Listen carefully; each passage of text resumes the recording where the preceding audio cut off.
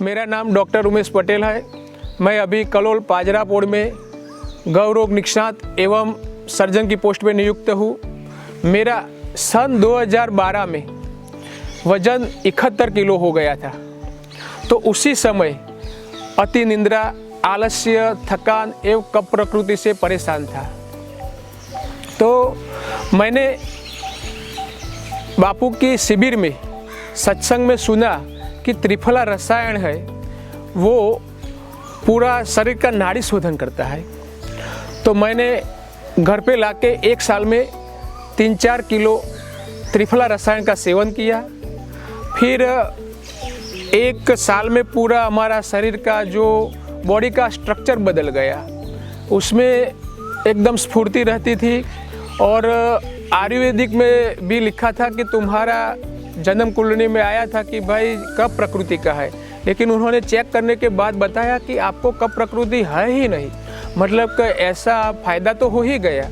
तो वो तो सहज में फ़ायदा हो गया कि मेरा जो 71 किलो का वज़न था मुझे पता भी नहीं चला और धीरे धीरे करके 50 किलो वज़न पे आ गया।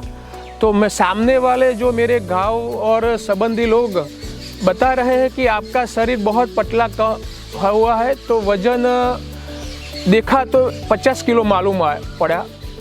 तो सोचा कि मेरे में कोई रोग है, ऐसे वो लोग बताते रहे। हो सकता है कि बापू की दुआ से तो वो वज़न कम हो ही गया है और त्रिफला का भी चमत्कार है।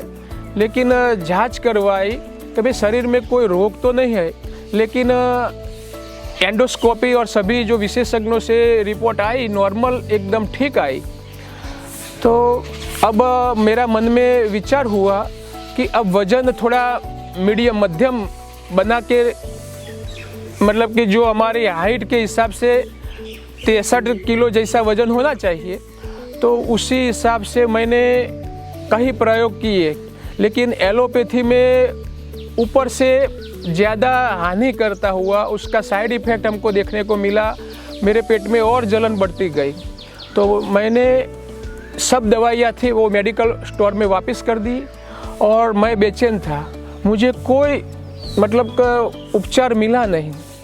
फिर जो आदतवश मैंने एलोपैथी तो ली, लेकिन उस नेचुरल की ओर मेरा मन आया। और उसी समय मेरे बापू का सत्संग में एक वचन याद आ गया कि अश्वगंधा और आंवला पुष्टिवर्धनम। तो मैंने उसकी सभी वैरायटियों का लाके घर पे सेवन करा।